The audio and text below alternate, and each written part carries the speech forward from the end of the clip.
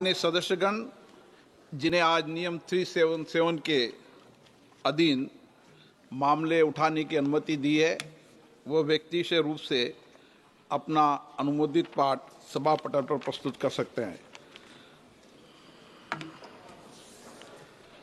माननीय गृह मंत्री जी।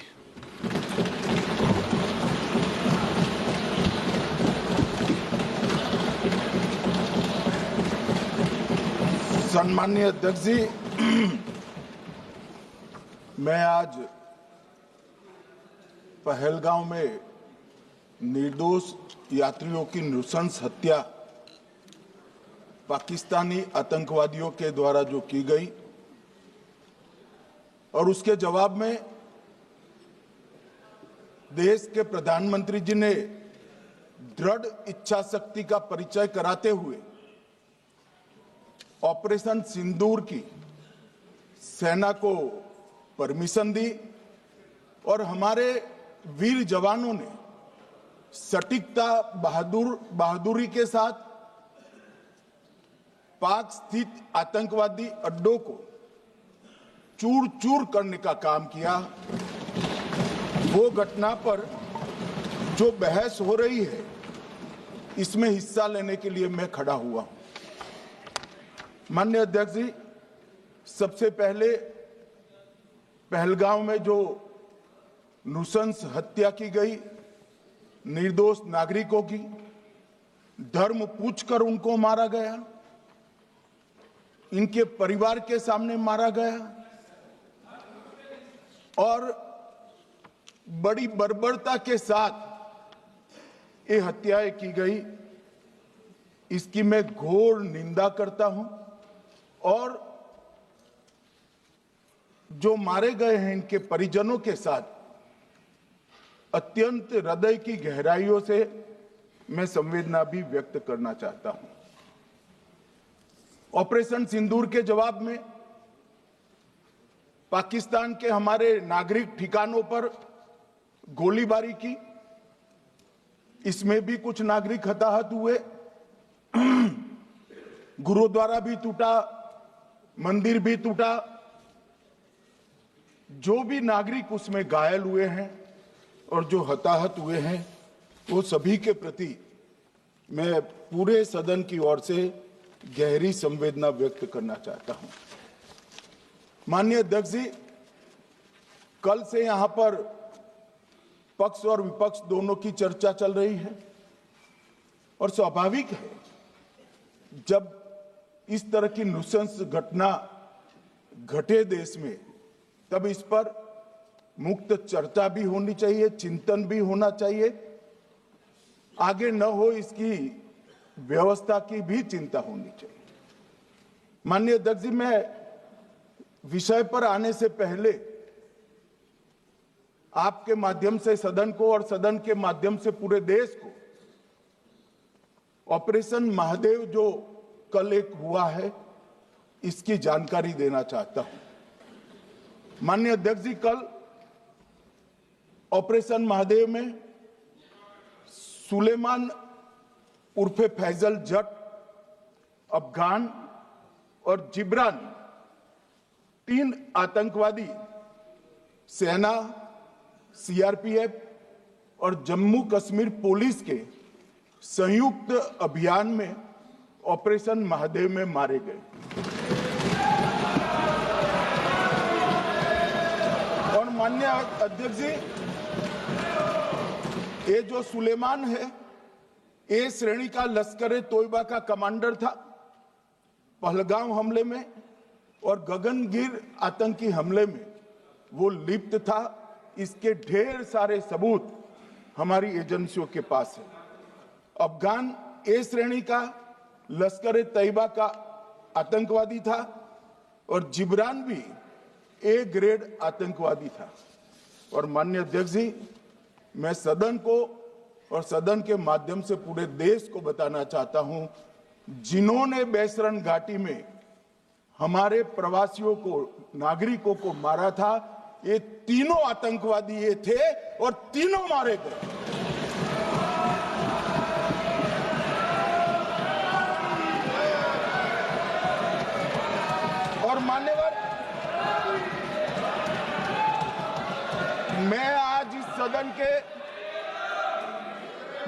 इस सदन के माध्यम से सेना के पैरा 4 सीआरपीएफ के सारे जवान जो अभियान में शामिल थे और जम्मू कश्मीर पुलिस के जो जवान थे वो सभी को सदन और पूरे देश की ओर से बहुत बहुत साधुवाद देना चाहता हूं। माननीय अध्यक्ष जी, मैं इस ऑपरेशन महादेव के बारे में थोड़ा डिटेल में बताना चाहूंगा। ऑपरेशन महादेव की शुरुआत 22 मई 2025 को एक प्रकार से तो जिस दिन हत्या हुई थी उसी दिन रात को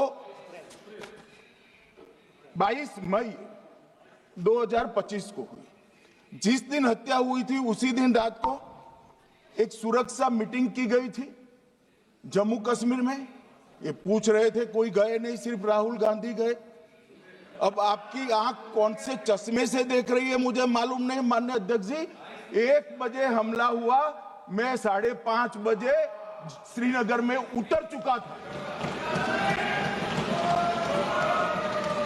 माननीय अध्यक्ष जी, अरे सुनो मैं बताता हूँ ना। 22 में सुनो ना प्लीज, धैर्य रखकर सुनो। हमने आपको नहीं टोका है, सुनना पड़ेगा भाई, ऐसे नहीं चलेगा। माननीय अध्यक्ष जी, नहीं पर बैठे बैठे मत बोलिए आप भी। माननीय अध्यक्ष जी, 23 अप्रैल को टिप्पणी मत करिए। एक सुरक्षा मीटिंग की गई। सभी सुरक्षा बल, सेना, CRPF, BSF, Jammu Kashmir police, और सबसे पहले उसमें निर्णय किया गया कि जो नृशंस हत्यारे हैं वो देश छोड़कर पाकिस्तान भाग न पाए, इसकी हमने पुख्ता व्यवस्था की और भागने नहीं। 22 मई को आईबी के पास एक ह्यूमन इंटेल आई और एक क्षेत्र के अंदर, दाची गांव क्षेत्र के अंदर आतंकवादियों की उपस्थिति की सूचना मिली। आईबी और सेना द्वारा दाचीकाम क्षेत्र में अल्ट्रा सिग्नल कैप्चर करने के लिए जो इंस्ट्रूमेंट हमारी एजेंसियों ने बनाए हैं, इसके द्वारा इस सूचना को पुख्ता करने के लिए मई से 22 जुलाई तक लगातार प्रयास किए गए। ठंड में ऊंचाइयों पर हमारे सेना के अधिकारी पैदल इनके सिग्नल प्राप्त करने के लिए घूमते रहे, आईबी के अफसर भी घूमते रहे, सीआरपीएफ भी घूमती रही, और मान्यवर 22 जुलाई को हमें सफलता मिली। सेंसर्स के माध्यम से आतंकवादी होने की पुष्टि मिल गई। तब 4 पैरा जो हमारी सेना का एक हिस्सा है, उसकी नेतृत्व में 4 पैरा के जवान, सीआरपीएफ के जवान और जम्मू कश्मीर पुलिस के जवान मान्यवर एक साथ ये आतंकवादियों को घेरने का काम किया। सेना, सीआरपीएफ, जम्मू कश्मीर पुलिस की मीटिंग भी की गई। जो 5 ह्यूमन एसेट्स थे उनको भी वहां भेजा गया, और कुल मिलाकर कल जो ऑपरेशन हुआ, इसमें हमारे निर्दोष नागरिकों को मारने वाले तीनों आतंकी मौत के घाट उतार दिए। मान्यवर, तीनों के नाम मैंने बताए हैं, सुलेमान उर्फे फैजल जट, अफगान और जिब्रान। मान्यवर, वो तो एक आशंका थी कि यही लोगों ने घटना की है, मगर मैं बाद में एनआईए की जांच पर आता हूं। एनआईए ने पहले से ही इनको, जिन्होंने आसरा लिया था, वो लोगों को गिरफ्तार कर रखा था। उनको खाना पहुंचाने वाले लोगों को अपने कब्जे में रखा था। तो जब आतंकवादियों के शव श्रीनगर आए, इनसे पहचान कराई गई।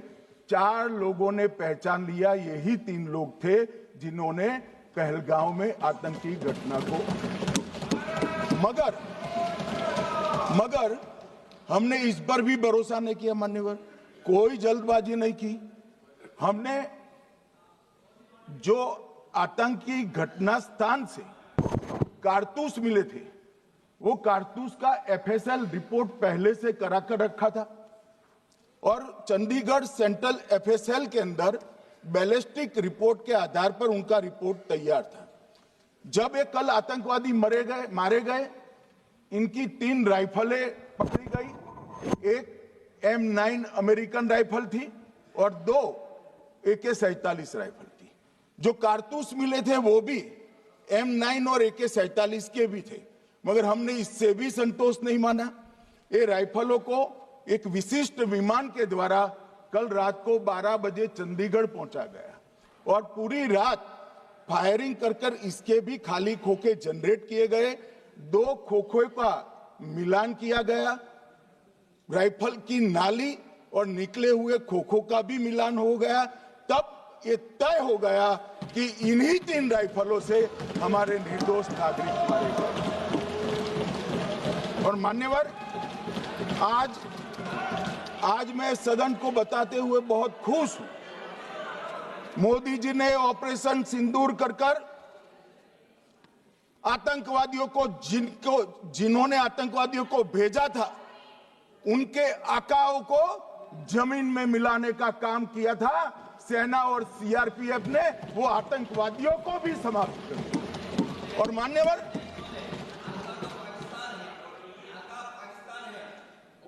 कौन पाकिस्तान से आपकी बात होती है क्या? अरे बैठ जाओ भाई।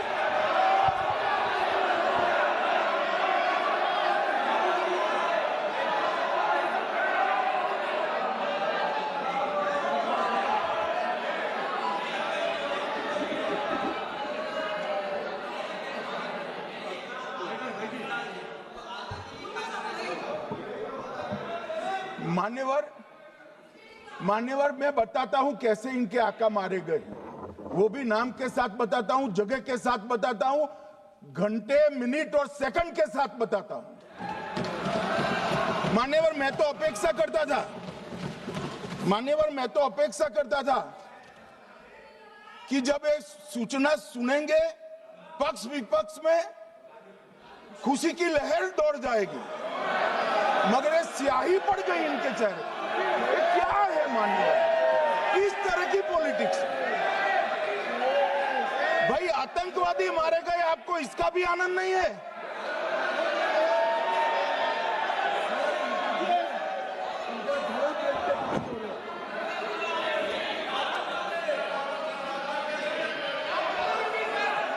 अखिलेश जी बैठ जाइए, मेरा पूरा जवाब सुनिए, आपका सब जवाब आ जाएगा।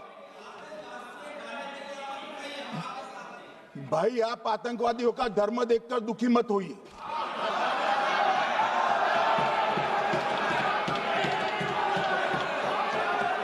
अखिलेश बैठ जाइए यार।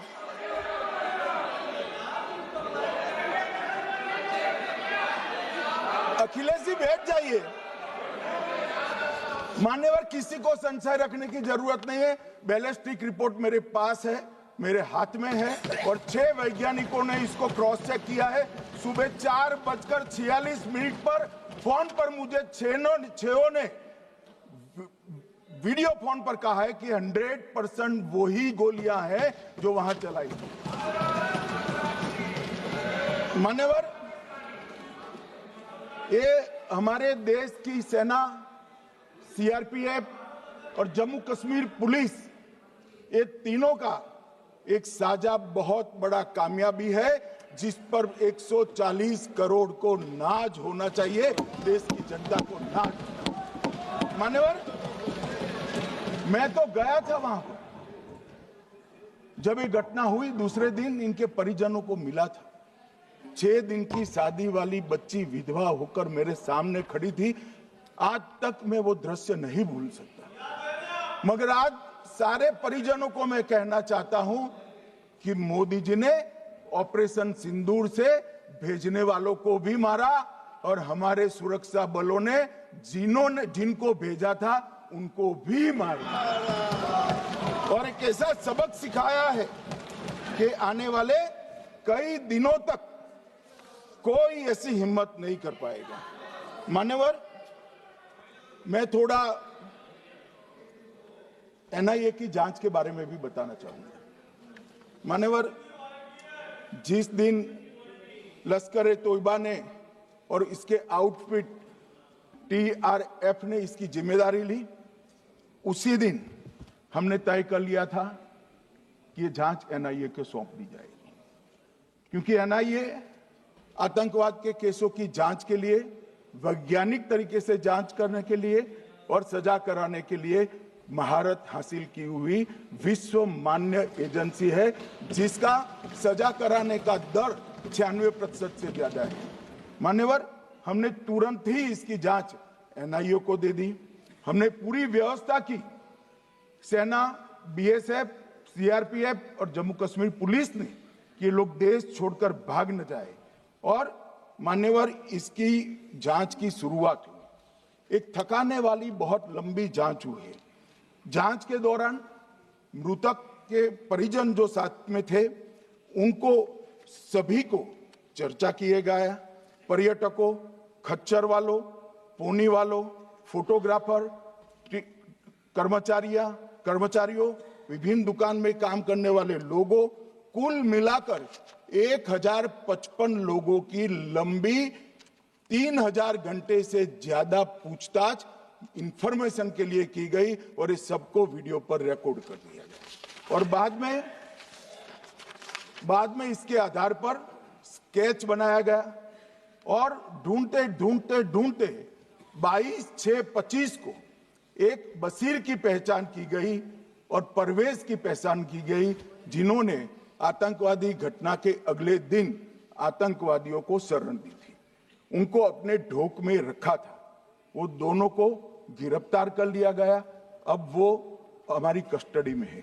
दोनों गिरफ्तार अपराधियों ने खुलासा किया कि 21/4/25 की रात को 8 बजे 3 आतंकवादी बेसरन से लगभग 2 किलोमीटर दूर स्थित परवेज ढोक में आए थे। आतंकवादियों के पास AK-47 और M9 कार्बाइन थी। जो 2 आतंकवादियों ने काली पोशाक पहनी थी और एक ने छद्म वेश किया था। खाना खाया, चाय पी और ढोक से निकलते वक्त कुछ खाना, नमक, मिर्च और मसाले लेकर वो चले गए। मान्यवर, उस वक्त हमने जिन खोखों को रिकवर किया था, इसको हमने चंडीगढ़ FSL में टेस्टिंग के लिए भेज दिया। और जब चंडीगढ़ FSL में टेस्टिंग के लिए भेजा गया तो वही राइफल से एप्को आतंकी हमला हुआ था, वो भी निश्चित हुआ। तो आज इसके साथ साथ दूसरे एप्को आतंकी हत्या को अंजाम देने वाले आतंकियों का भी इसके साथ ही समाप्ति हुई है, उनको मार दिया गया है। मान्यवर, और इसके बाद में स्केच बनाया गया। गिरफ्तार किए गए दोनों आरोपियों की माता जो थी, इन्होंने ये तीनों आतंकियों के मृतदेहों को पहचान लिया है। दोनों आतंकवादी घटना में साथ लेने वाले उनके साथियों ने भी पहचान लिया है। और अब उसकी FSL की पुष्टि भी आज सुबह 4 बजे हो गई थी। अब मैं जांच का पूरा ब्यौरा बताना चाहता हूं। मान्यवर, ये हमले में 3 पाकिस्तानी आतंकवादी थे। हमले में 2 AK-47 और 1 M9 कार्बाइन का प्रयोग किया गया था। और अब जो पकड़े गए हैं, इसके सुलेमान के कारण एप्को का मामला भी आज रिजॉल्व हो रहा है और आतंकवादियों को पनाह देने वाले 2 स्थानीय लोगों को भी इस केस में पकड़ लिया गया है। अब मान्यवर, कल पूछते थे कहां से आए, कहां गए, किसकी जिम्मेदारी है। भाई, जिम्मेदारी हमारी ही है। हम सरकार में हैं, हमारी ही जिम्मेदारी। मगर मैं पूछता हूं, जब आप सरकार में थे तब क्या क्या हुआ था, इसकी जिम्मेदारी किसकी थी और क्यों निर्वहन नहीं किया, वो भी बाद में पूछूंगा। जरा धीरज से सुनना। मगर मान्यवर, मुझे एक बड़ा दुख हुआ कल इस देश के पूर्व गृह मंत्री चिदंबरम जी ने सवाल उठाया कि क्या प्रूफ है कि ये आतंकवादी पाकिस्तान से आए, और मान्यवर कब उठाया? जब संसद में चर्चा होने वाली थी। क्या कहना चाहते हैं चिदंबरम साहब? किसको बचाना चाहते हैं? पाकिस्तान को बचाकर आपको क्या मिलेगा? वो ये कह रहे हैं कि और क्या है, मत जवाब दो ना।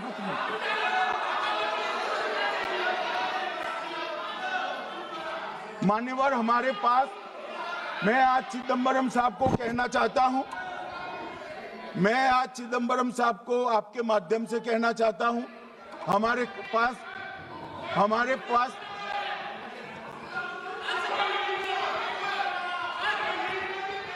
मान्यवर हमारे पास प्रूफ है, वो भी मैं सदन के सामने रखना चाहता हूं कि तीनों पाकिस्तानी थे।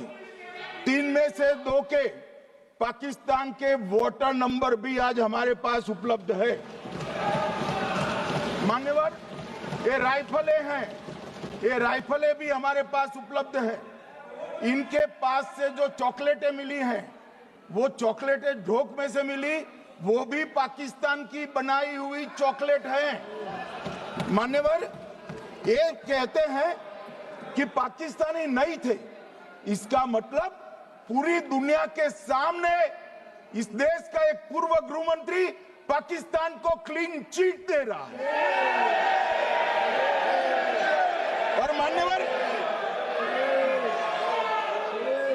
और मान्यवर वो पाकिस्तानी आतंकवादी नहीं थे, ऐसा बोलकर श्री चिदंबरम अगर पाकिस्तानी आतंकवादी नहीं थे तो पाकिस्तान पर हमला क्यों किया, वो भी सवाल खड़ा कर रहे हैं।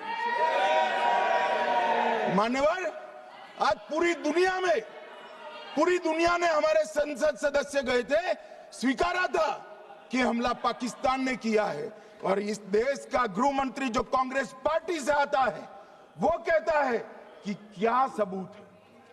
अरे मुझसे मांगते, मैं दे देता, टीवी से मांगते हैं, पूरी दुनिया के सामने उजागर करते हैं, शख्स सुबह खड़ा करते हैं।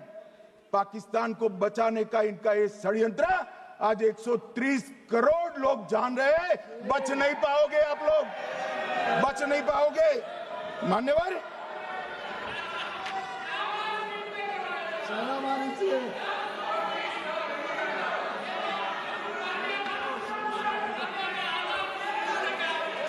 मान्यवर, अब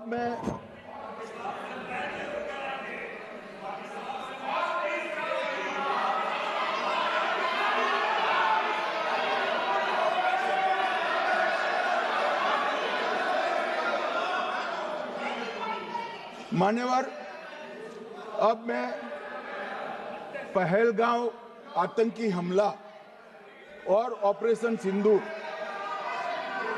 ये दोनों घटनाक्रम के लिए मान्यवर ये अभी से थक जाते हैं।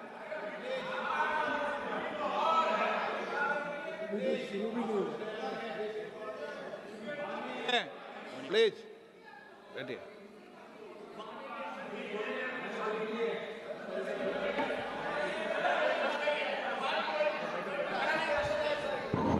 मान्यवर, मैं आपके माध्यम से कहना चाहता हूं, थोड़ा धैर्य रखे भैया, अभी तो शुरू हुआ है, अभी तो शुरू हुआ है। मान्यवर,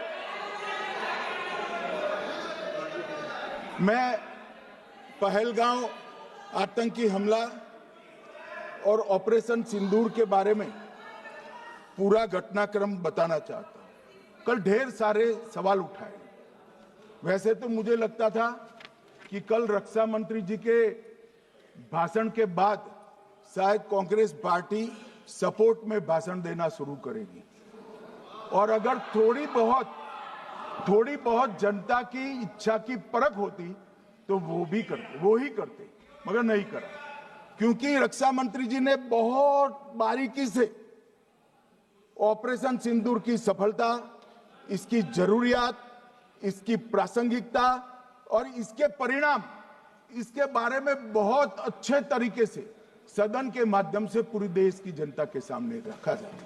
मगर फिर भी उन्होंने बहुत सारे सवाल किए। अब सवाल किए हैं तो मुझे जवाब देना भी पड़ेगा, उनको सुनना भी पड़ेगा। मान्यवर, मैं पूरा घटनाक्रम बताना चाहता हूं।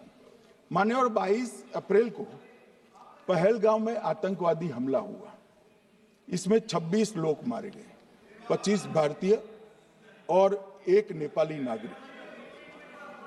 हमने उसी वक्त मैं श्रीनगर जाने के लिए निकल गया। रात को ही सुरक्षा बलों की मीटिंग कर ये भाग न पाए इसकी व्यवस्था की। माननीय मोदी जी ने 23 और 30 अप्रैल को सीसीएस की मीटिंग चेयर की।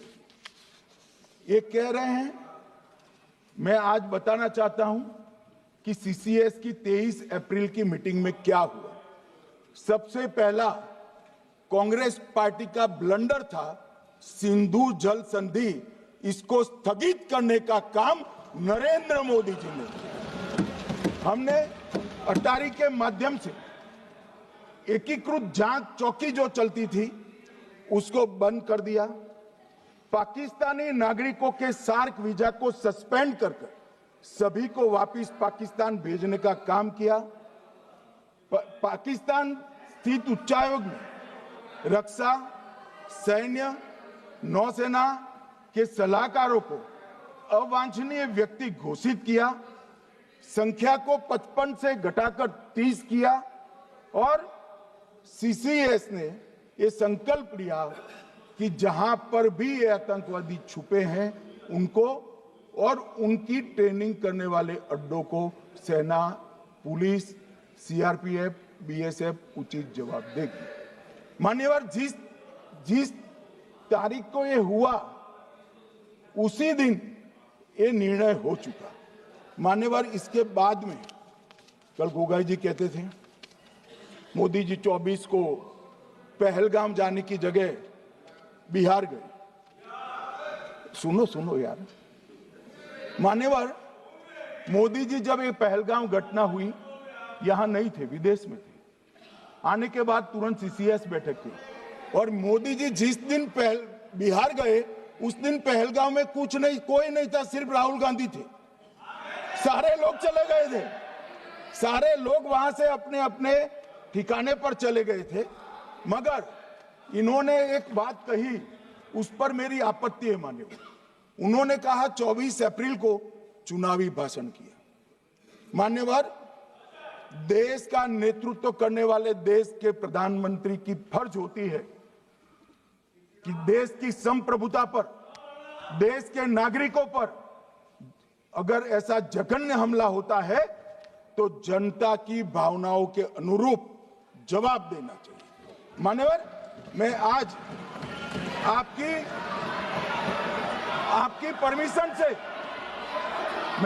परमिशन से मोदी जी के बिहार भाषण के कुछ अंश पढ़ना चाहता हूं। कोट अनकोट है। 22 अप्रैल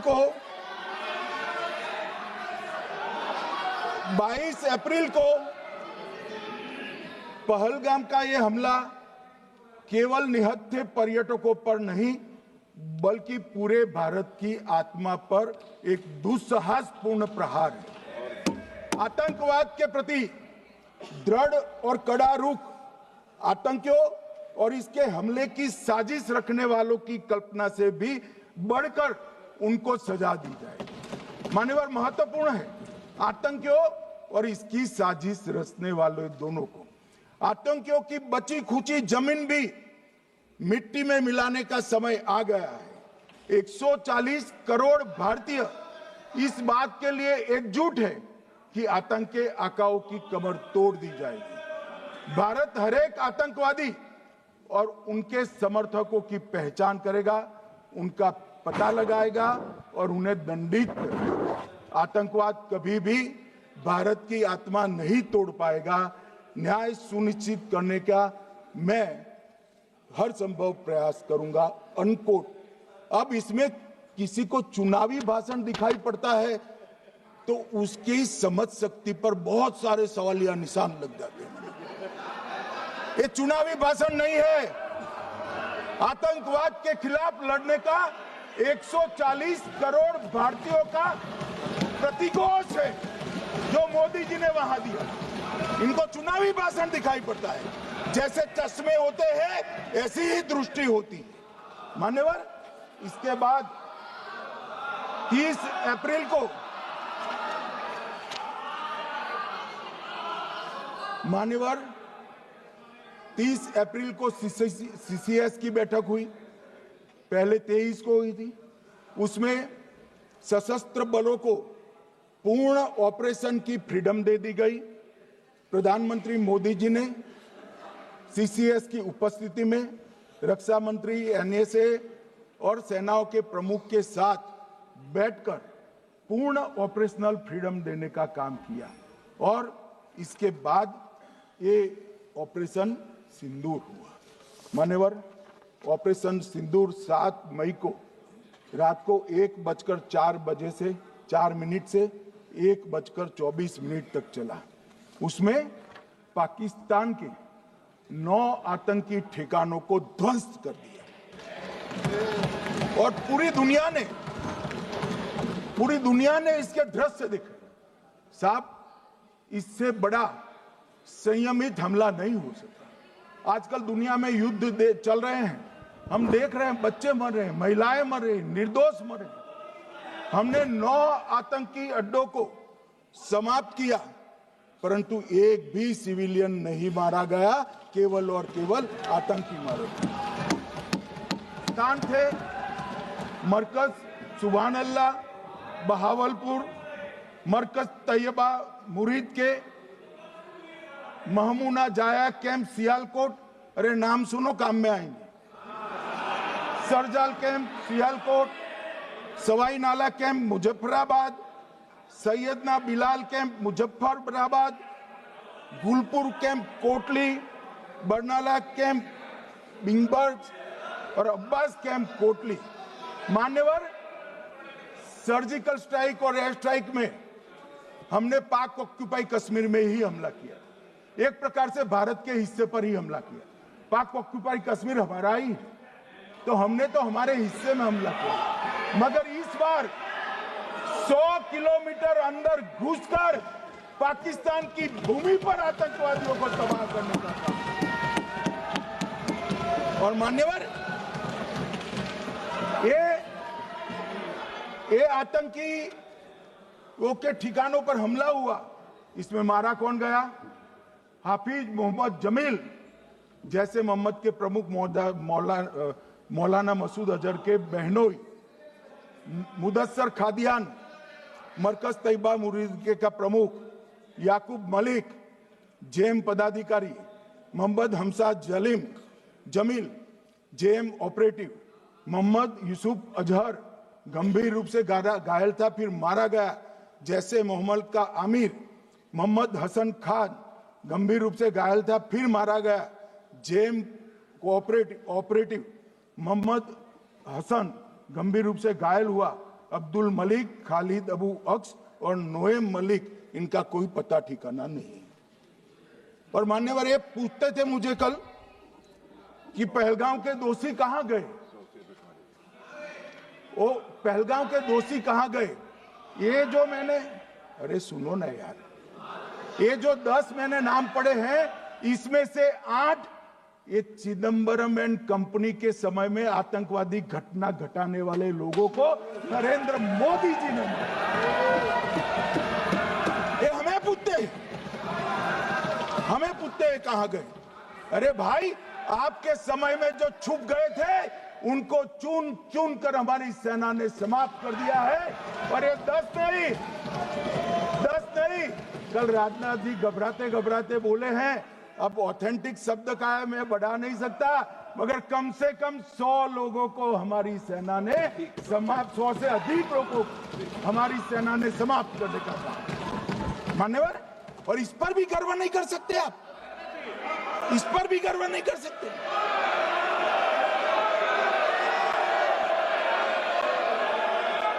मान्यवर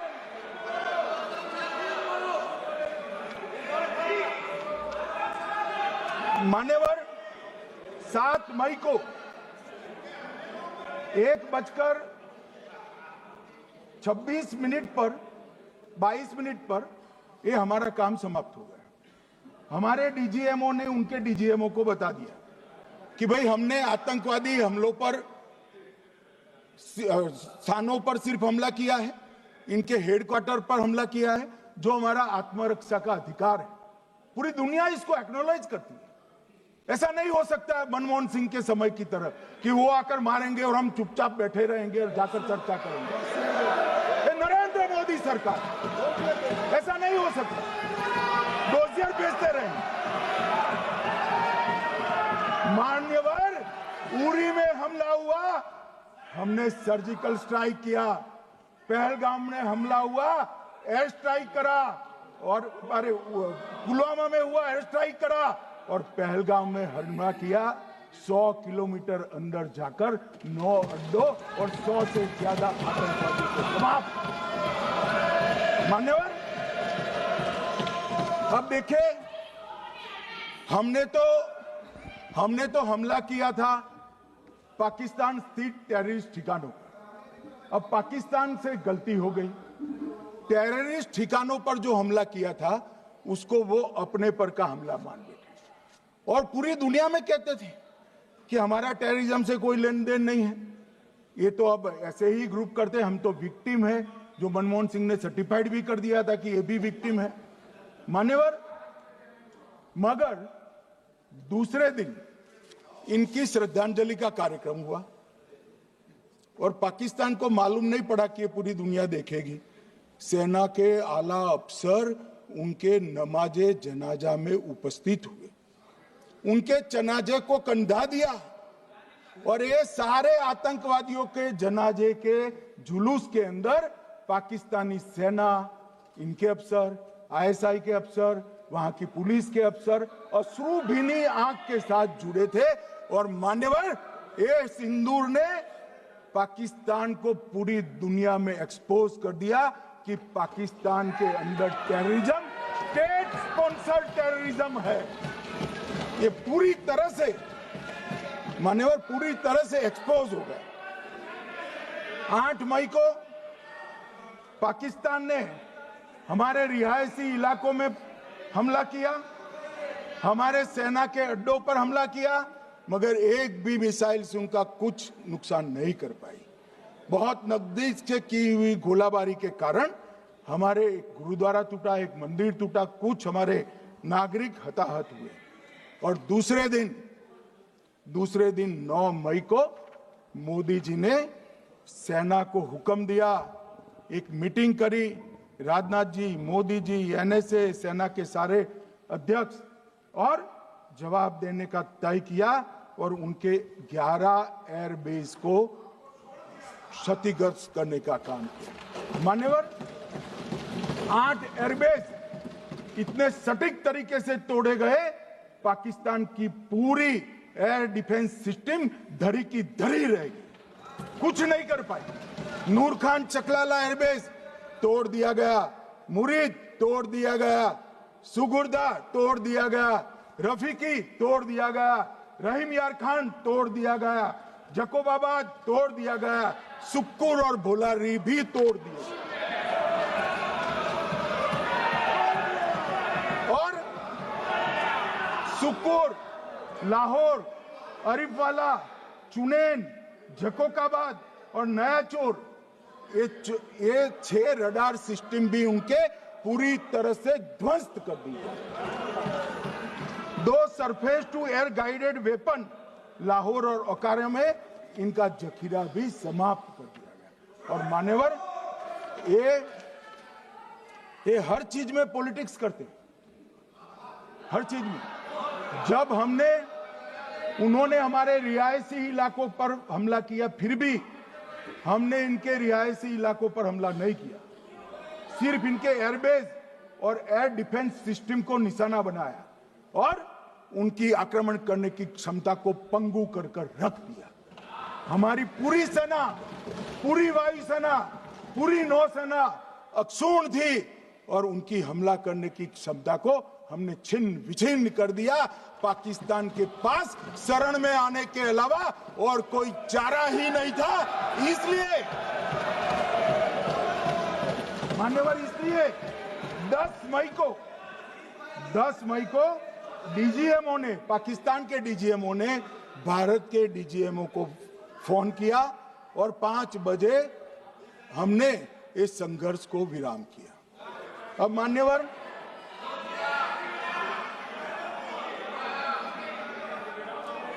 ये लोग कल सवाल उठा रहे थे कि इतनी अच्छी पोजीशन में थे, आपने युद्ध क्यों नहीं किया? युद्ध के कई परिणाम होते हैं मान्यवर, करना न करना वो सोचकर करना पड़ता है। मगर मैं इसी देश के इतिहास से कुछ घटनाएं बताना चाहता हूं। 1948 में मान्यवर, कश्मीर में हमारी सेनाएं निर्णायक बढ़त पर थी।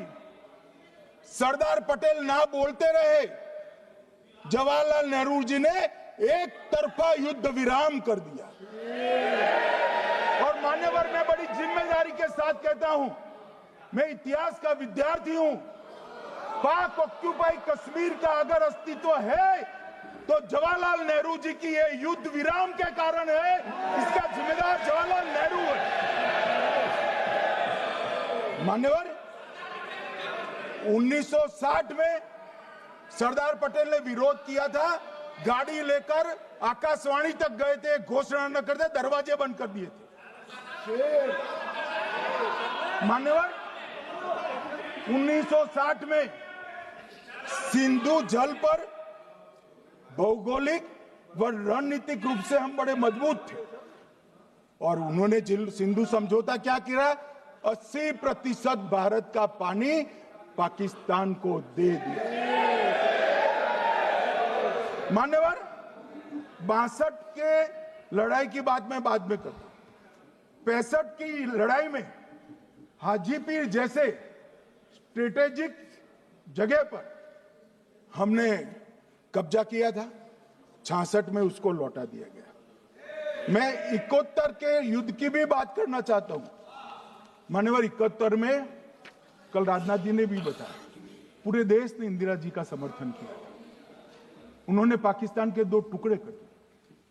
बहुत बड़ी विजय थी भारत की और सदियों तक भारत इस विजय पर गर्व करेगा। हम सब भी करते हैं, हमें कोई आपत्ति नहीं। मगर हुआ क्या मान्यवर? युद्ध की विजय की चकाचौंध में क्या हुआ? 93 हजार युद्धबंदी हमारे पास थे, 93 हजार, और 15,000 वर्ग किलोमीटर क्षेत्र पाकिस्तान का हमारे पास था। 93 हजार युद्धबंदी, उस वक्त की पाकिस्तान की सेना का 42% और 15,000 वर्ग किलोमीटर क्षेत्र।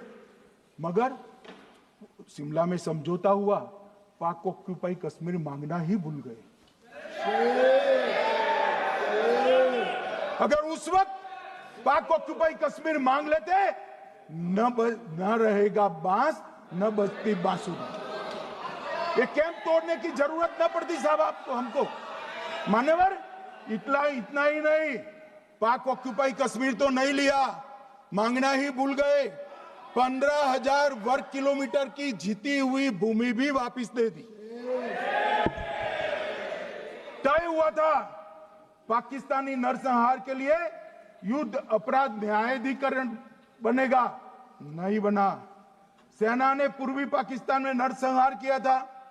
195 पाकिस्तानी अधिकारियों पर मुकदमा चढ़ना था।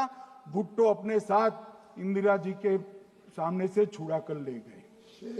जनरल मानेक शॉ का एक कोट अनकोट कहता हूं, जनरल मानेक शॉ का, जो एक प्रकार से आर्किटेक्ट माने जाते हैं बांग्लादेश विजय के, इन्होंने कहा कि भुट्टो ने भारत के नेतृत्व को मूर्ख बनाया। अब जो शब्द है, मैं आप कोट अनकोट है, इसमें मेरा कुछ नहीं है, ये लोग गुस्सा न हो सकते। I told her into bracket Indira Gandhi, Indira ji को कहा, that he into bracket Bhutto के लिए, he has made monkey out of you. समझ में आता है? ये फील्ड मार्शल साहब ने कहा है, मान्यवर। और ये हमें सिखा रहे, ये नहीं किया, वो नहीं किया, फलाना नहीं किया, ठिकाना नहीं किया। अरे भाई, आप तो पाकिस्तान को क्लीन चिट दे रहे हो कि पाकिस्तान ने हमला ही नहीं किया है। क्या अधिकार है आपको पूछने का? कोई अधिकार नहीं है साहब। देखिए क्या होता है। मैंने कहा पाकिस्तान को क्लीन चिट दे रहे हो, तो कनी मोदी जी कह रही है कि नहीं, हम नहीं दे रहे हैं। कनी मोदी जी, माननीय अध्यक्ष जी, आपके माध्यम से मैं कनी मोदी को बताना चाहता हूं, माननीय सदस्य जी को, कि वो कह रही है हमने नहीं दिया, मगर जिसके साथ बैठते हो उसका दोस्त तो आपके सर पर आएगा ना। चिदंबरम जी कर रहे हैं, आपके राज्य से है, कांग्रेस के प्रमुख नेता है। देश के पूर्व गृह मंत्री कह रहे हैं कि पाकिस्तान ने आतंकवादी नहीं भेजे थे। क्या क्लीन चिट देना चाहते? किसी को अधिकार नहीं है साहब यहां आतंकवाद पर बोलने का, किसी को अधिकार नहीं। मान्यवर, मैं अब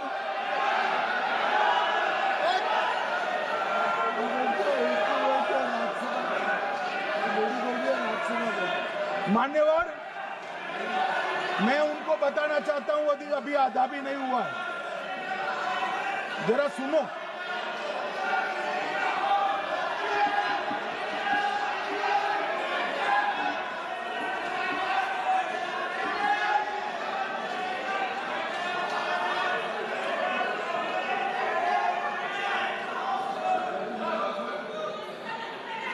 मान्यवर,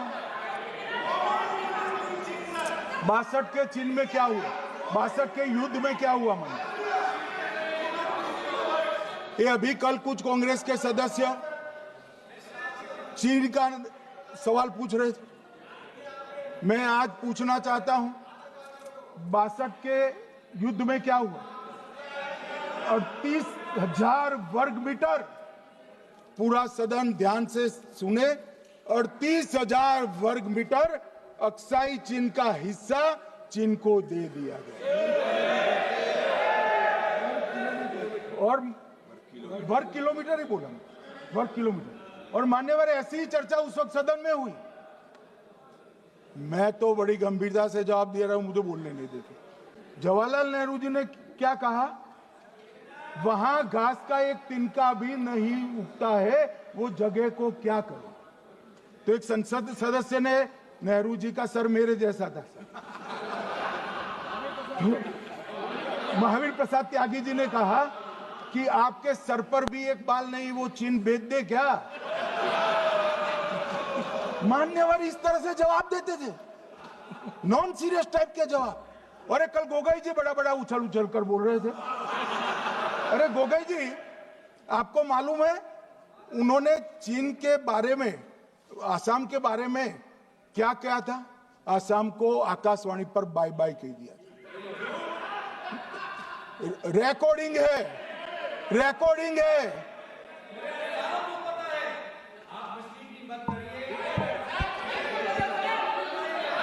मान्यवर, मैं भी सहमत हूं, पूरे आसाम को पता है। मान्यवर,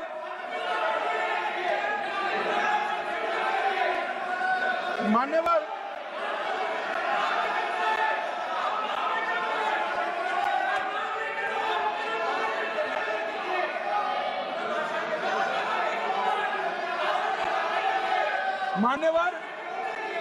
मुझे मालूम है पूरे आसाम को पता है, इसीलिए तो वो विरोध पक्ष में बैठे हैं वहां पर आसाम में। पूरे आसाम को पता है। और मान्यवर,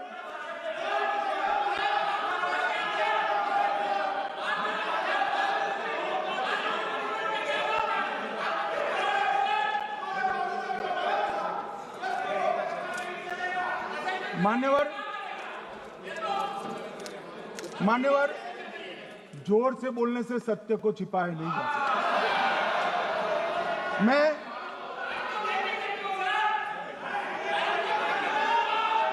मान्यवर, मैं selected works of Jawaharlal Nehru series volume 29 पृष्ठ 231 पर से एक जवाहरलाल नेहरू जी के पत्र को कोट करना चाहता हूं। अनौपचारिक रूप से संयुक्त राज्य अमेरिका ने यह सुझाव दिया कि चीन को संयुक्त राष्ट्र में तो ले लिया जाए, मगर सुरक्षा परिषद को नहीं। सुरक्षा परिषद में भारत को लेना चाहिए। यह अमेरिका का प्रस्ताव था।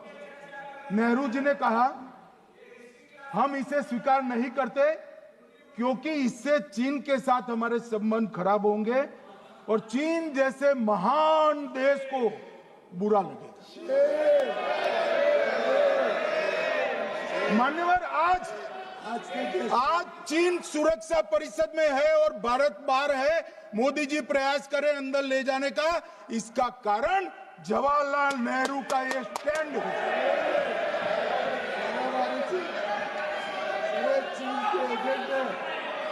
और मान्यवर, ये तो पीढ़ी दर पीढ़ी चलता आ रहा है। राजीव गांधी फाउंडेशन ने चीन के साथ एमओयू कर दिया।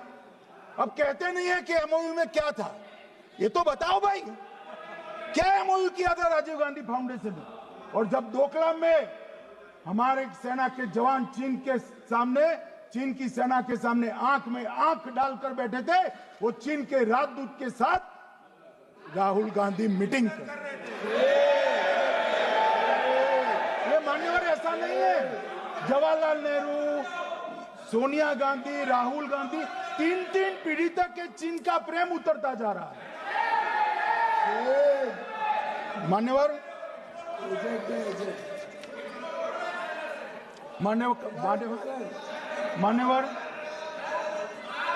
मैं अभी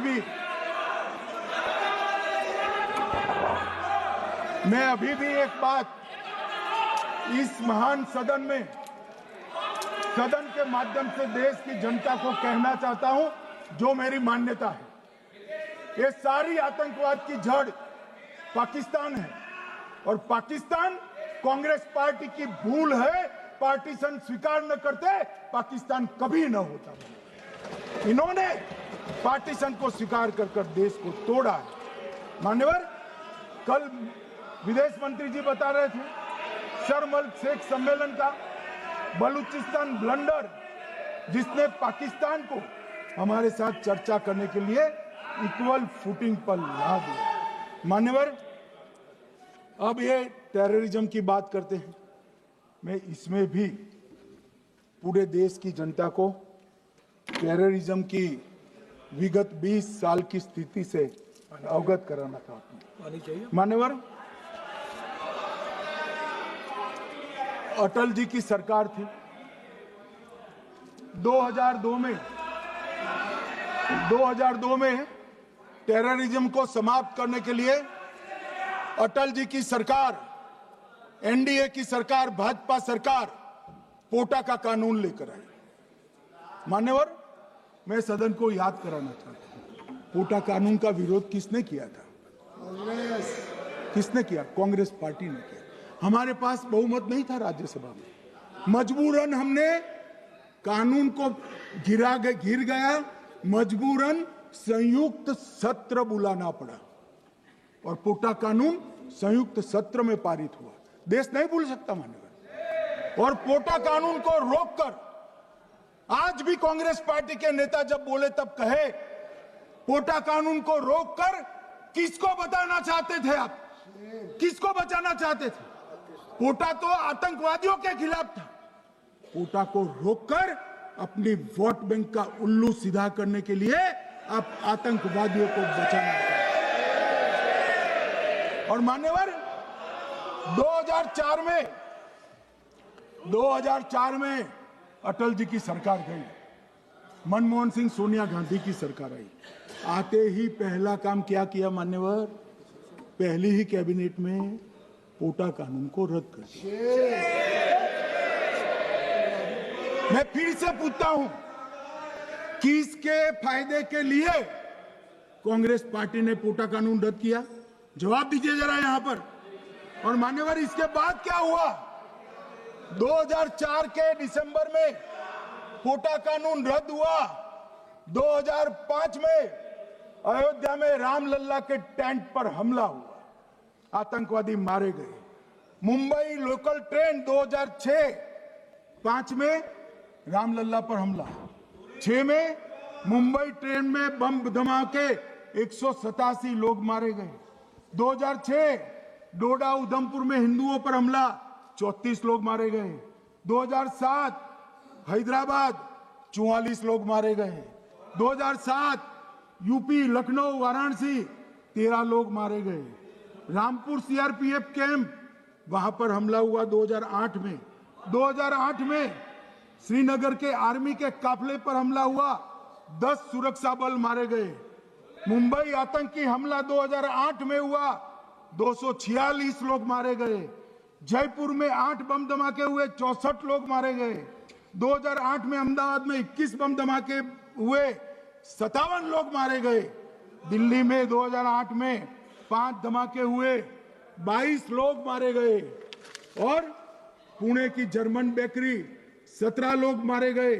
वाराणसी में 10 में धमाका हुआ, 11 में मुंबई में 3 धमाके हुए, 27 लोग मारे गए। अब मैं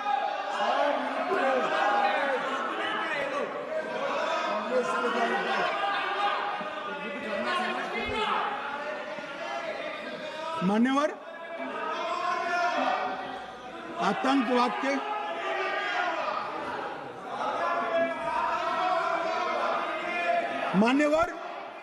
आतंकवाद के खिलाफ लड़ाई होती, कभी वो हमला करते हैं, मगर सवाल ये है कि इन्होंने 5 से 11 के बीच में 27 जघन्य हमले किए, 1000 के करीब लोग मारे गए। आपने क्या किया? क्या किया आपने? जवाब दीजिए, क्या किया? और मैं राहुल गांधी जी को चैलेंज देना चाहता हूं, इन्होंने इस आतंकवादी हमलों के खिलाफ उनकी सरकार ने जो कदम उठाए, यहां खड़े रहकर हिम्मत से बताए देश की जनता को। कुछ नहीं किया मान्यवर। ये यहां से आतंकवादियों की फोटो पाकिस्तान भेजते रहे, डोजियर भेजते रहे। और मान्यवर ये कहते हैं कि आपके समय में भी हमले हुए। मैं उनको अंतर समझाना चाहता हूं, वो देख नहीं पा रहे। मान्यवर, हमारे समय में जो भी आतंकवादी घटना हुई, पाक प्रेरित और कश्मीर सेंट्रिक हुई। देश के हिस्से में 2014 से 2025 तक एक भी घटना नहीं हुई है मान्यवर। ये नरेंद्र मोदी सरकार है मान्यवर। और कश्मीर में भी आज स्थिति ऐसी हुई है, उनको पाकिस्तान से आतंकवादी भेजने पड़ते हैं। कश्मीर में आतंकवादी अब हमारे नहीं बनते हैं मान्यवर। और मैं सलमान खुर्शीद जी को भी याद करना चाहता हूं। एक बार मैंने बड़े सवेरे में नाश्ता करता था, टीवी पर उनको रोते हुए देखा। मुझे लगा क्या हुआ, कोई बड़ी घटना हो गई। तो रोते रोते वो श्रीमती सोनिया गांधी के घर से बाहर आ गए कि बाटला हाउस की घटना देखकर सोनिया जी फूट फूट कर रो पड़ी। अरे रोना था तो शहीद मोहन शर्मा के लिए रोते, बाटला हाउस के आतंकवादियों के लिए रोना आता है। और मान्यवर ये हमें पूछते हैं कि आपने क्या किया। कोई अधिकार नहीं है पूछने का, कोई अधिकार नहीं है मान्यवर। और ये हमें पूछते थे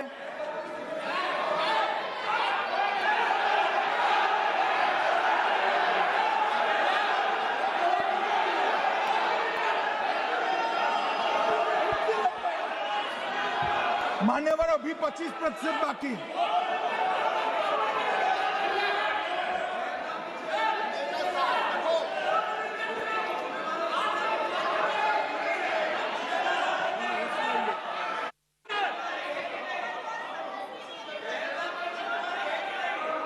बैठिए, जवाब दे रहे हैं ना आपका, जवाब दे रहे हैं आपका। पहलगांव के बाद जो घटनाक्रम घटित उसका जवाब दे दिया ना माननीय गृह मंत्री जी ने। आपने पूछा आतंकवादियों क्या हुआ, आतंकवादियों का जवाब दे दिया। क्या पूछना चाहते हैं आप? आपने हर सवाल पूछा, सवाल जवाब सुनिए। माननीय गृह मंत्री जी।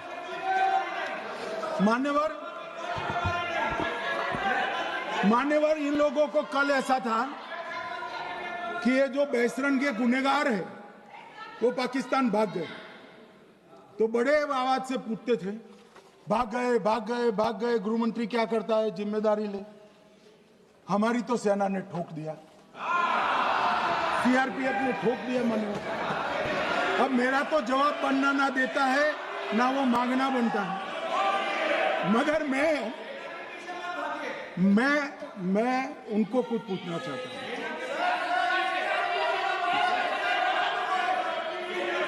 मान्यवर,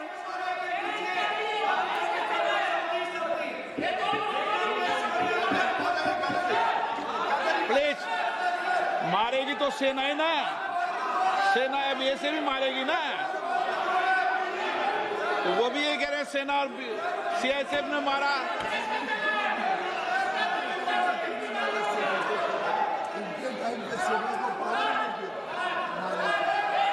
मान्यवर, ये कहते हैं,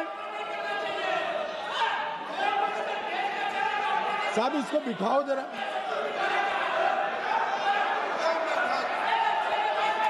हाँ, प्लीज बैठिए बैठिए बैठिए बैठिए बैठिए।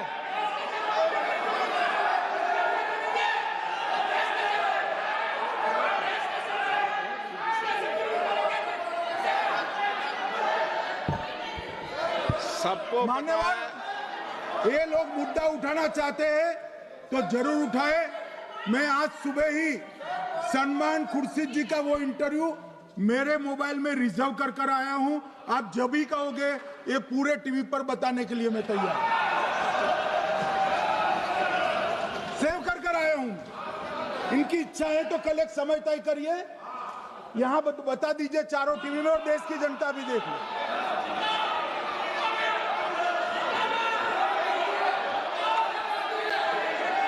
मान्यवर कह रहे हैं, बताओ, आप बताओ, बताना है या नहीं बताना? ले पूछो ना उनको।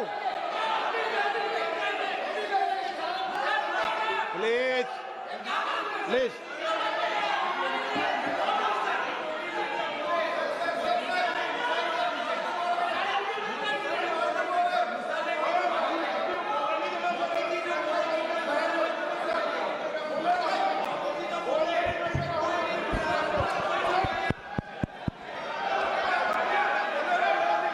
बिट्टू बैठ जाओ।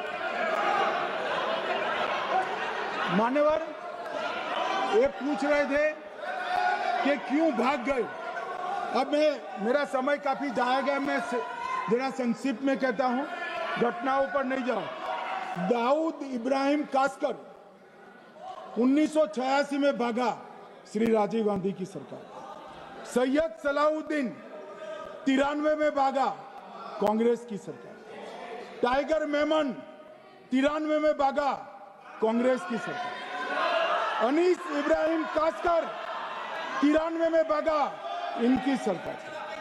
रियाज भटकल 2007 में भागा, इनकी सरकार। इकबाल भटकर 2010 में भागा, इनकी सरकार। मिर्जा सादाब बेग 2009 में भागा, इनकी सरकार। अब मान्यवर, मेरा तो जवाब मांग लिया, हमारे सुरक्षा बलों ने मेरा जवाब भी दे दिया, अब राहुल गांधी इसका जवाब दे।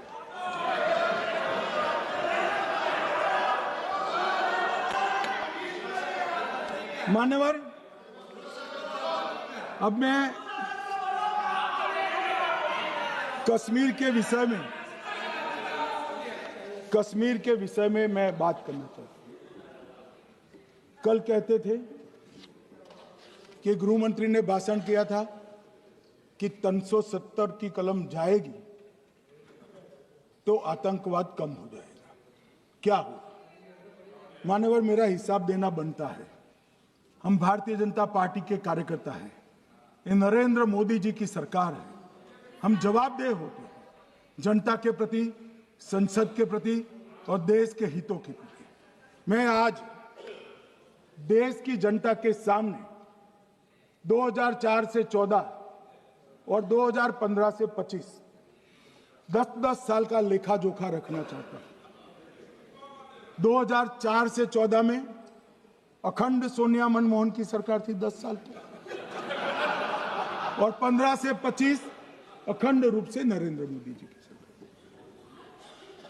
कश्मीर में टेरर इंसिडेंट 7,217 हुए थे 2004 से 14 में। 70% की कमी के साथ 2150 हो गए 1525। नागरिकों की मृत्यु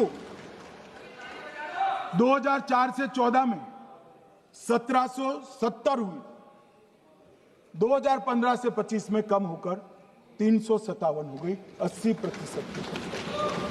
सिक्योरिटी फोर्सेस की मृत्यु 1060 हो गई उस वक्त, और हमारे समय में 542 हुई, और टेररिस्टों की मृत्यु में 123% की वृद्धि हुई। ये हमें पूछ रहे हैं क्या हुआ? आंकड़े से भाग नहीं सकते भाई, आंकड़े से भाग नहीं सकते। और अब मैं कहता हूं कि धारा 370 ने कश्मीर में आतंकवादी इकोसिस्टम को नष्ट कर दिया है, जिस धारा 370 को आपने इतने साल तक बचा कर। हमने जीरो टेरर प्लान बनाया है, एरिया डोमिनेशन प्लान बनाया है, मल्टी लेवल डिप्लॉयमेंट किया है, सुरक्षा जेलें बनाई हैं, 98% ट्रायल अब वीडियो पर हो रहे हैं, हमने संचार साधन बसाए हैं, और 702 फोन विक्रेता जेल में डाले, 2667 सिम कार्ड बंद। हमने, एक जमाना था साहब 10-10 हजार लोगों के जनाजे निकलते थे, पूरे देश ने घटनाएं देखी होगी, बुरहान वानी मर गए, फला मर गए, ढिका मर गए, 10-10 हजार। अब जो मारा जाता है उसको वही दफना दिया जाता है। किसी भी आतंकवादी को उसका महिमा मंडन करने के लिए जनाजे की इजाजत नरेंद्र मोदी के शासन में नहीं। मान्यवर, आतंकवादियों के सगे वाले और समर्थक चुन चुन कर हमने नौकरियों से निकाले, पासपोर्ट रद्द कर दिए हैं, गवर्नमेंट कॉन्ट्रैक्ट रद्द कर दिए हैं, 75 से ज्यादा आतंकी समर्थकों को कोर्ट से ऑर्डर लेकर सरकार से बर्खास्त कर दिया गया है। बार काउंसिल उनके समर्थकों से भरी थी, सस्पेंड कर नया लोकप्रिय चुनाव हमने कराया है। मान्यवर, कई संगठन बैन करे, मैं बाद में बताता हूं। विशेष यूएपीए अदालतें बनाई हैं, लगभग मार्च 22 से 25 के बीच में यूएपीए के 2267 मामले हमने जब्त किए हैं, दर्ज किए हैं, 374 कुर्की की है। और परिणाम क्या है मान्यवर? ये पूछ रहे हैं परिणाम क्या है? शुतुरमुख वृत्ति से अगर मिट्टी में सर रखकर बैठोगे तो कुछ नहीं, सूर्य भी नहीं दिखेगा। मान्यवर, परिणाम आया है। पहले ऑर्गेनाइज टाउन पेल्टिंग साल की 2654 होती थी एवरेज इनकेस में। कितनी मान्यवर? 2654 पथराव होते हैं, 2024 में 0 हो गया। मान्यवर, ऑर्गेनाइज हड़ताल पाकिस्तान से ऐलान करते थे, घाटी बंद रहती थी।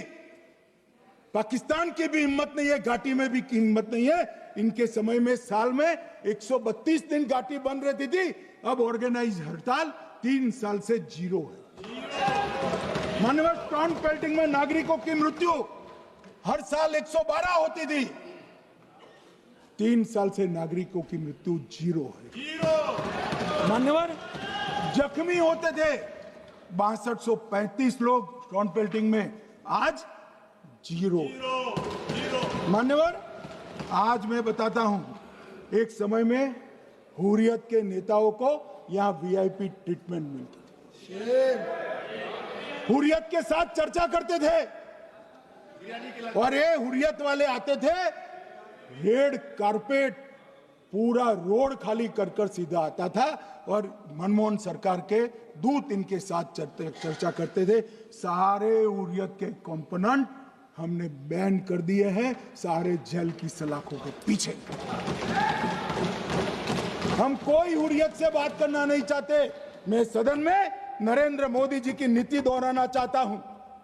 हुर्रियत टेररिस्ट संगठनों के आउटफिट है, हम इनसे बात नहीं करेंगे। हम अगर किसी से बात करेंगे तो घाटी के युवाओं के साथ बात करेंगे, हुर्रियत के साथ।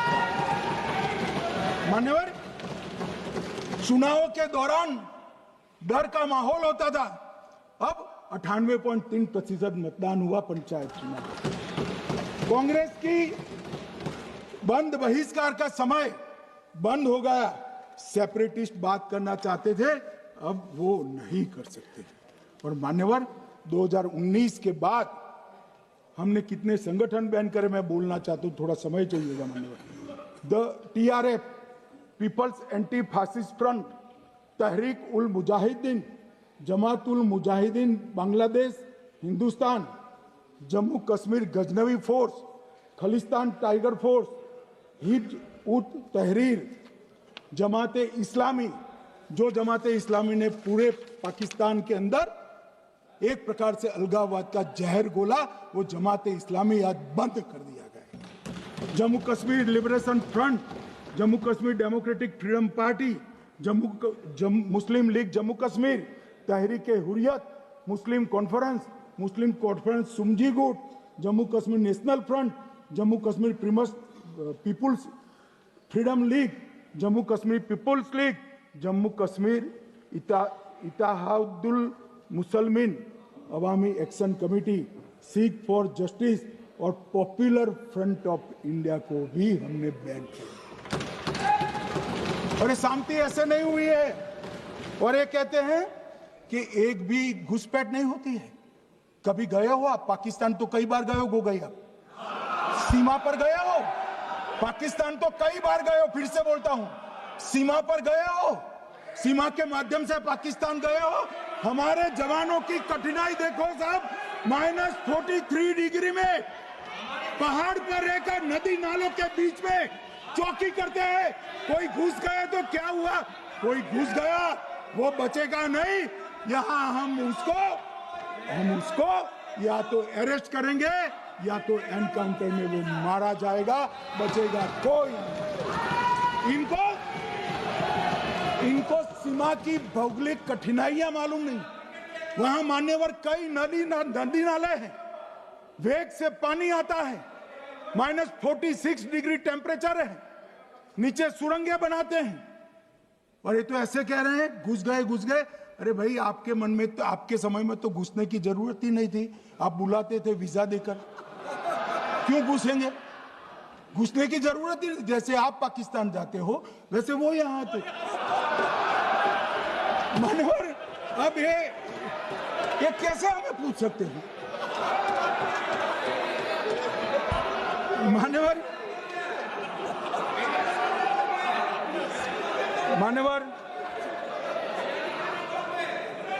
मैं समझ रहा हूं, मान्यवर मैं समझ रहा हूं, पोटा का विरोध करने वाले को नरेंद्र मोदी की आतंकवादी विरोधी नीति नहीं पसंद आई। मैं समझ रहा हूं, पोटा रद्द करने वाले को नरेंद्र मोदी जी की एंटी टेरर नीति पसंद नहीं आई। मैं समझ रहा हूं, टेररिस्टों का बचाव कर वोट बैंक बनाने वालों को एक कोई नीति पसंद नहीं आएगी। मानवर, इसका विरोधी होना है। परंतु मैं आज एक बात यहां सदन के सामने आपके माध्यम से सदन को और दुनिया को बताना चाहता हूं। मानवर, ये नरेंद्र मोदी सरकार है, टेररिज्म के खिलाफ हमारी जीरो टॉलरेंस की नीति है, ऑफर है, और हम विजयी हो। और मान्यवर, मैं फिर से अंत में ऑपरेशन महादेव में जुड़े हुए सेना, CRPF और जम्मू कश्मीर पुलिस के सभी जवानों को 2 हाथ जोड़कर प्रणाम कर बहुत बहुत धन्यवाद।